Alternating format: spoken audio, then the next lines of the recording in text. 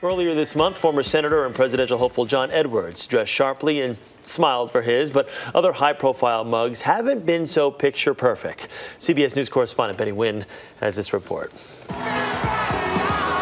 Once a candidate for vice president, John Edwards is now being indicted for using nearly $1 million in campaign funds to cover up his affair with mistress Rielle Hunter. The mugshot from his arrest was released yesterday by the U.S. Marshals Service. In it, he smiles politely for the camera. The smiling actually helps him a lot. If you think about Tom DeLay did the same sort of thing when he posed for his mugshot.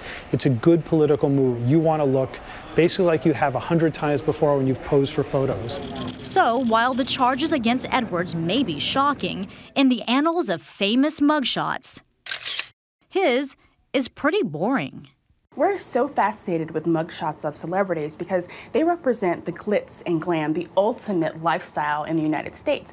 But then when they hit trouble or they're arrested or they commit a crime, it's also fascinating to see the fall from grace and seeing them at their lowest. You know, you didn't expect to get arrested. You didn't want your day to end this way, but it ends with you standing pretty much in a cold environment with a police camera looking at you. So it makes the picture interesting because we like to think that the mugshot is presenting something in real time. What do you think of me, Tom?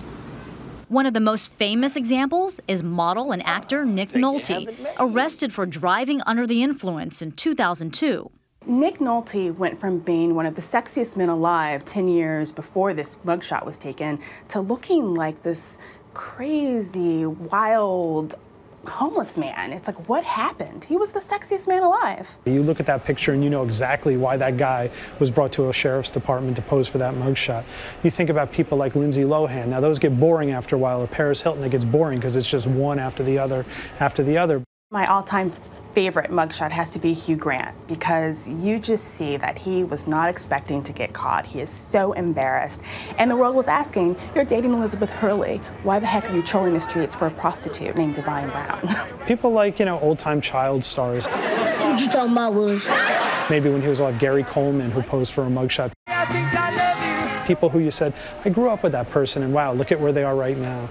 In other words, the more unexpected the mug, the better the mug shot. Betty Nguyen, CBS News, New York. I think we all agree, hands down, Nick Nolte. Nick Nolte, now, always, and forever. The pantheon of mugshots is the greatest. At the top. But it's a tough. What do you do? I mean, do you smile and I wouldn't know look smug? yeah. Well, what I did was I took a picture of myself. I took a picture of myself and sent it to them. I think the better the mugshot, the less you're going to see it come back to haunt you years down the line. It's like the Nick Nolte shot will forever come back and get you, but that John Edwards shot, he's smiling. It looks like any other shot of John Edwards, so it's not one of those things. But see, it crosses the line just a little bit. That's a little bit of the problem. It looks a little too high. Hey,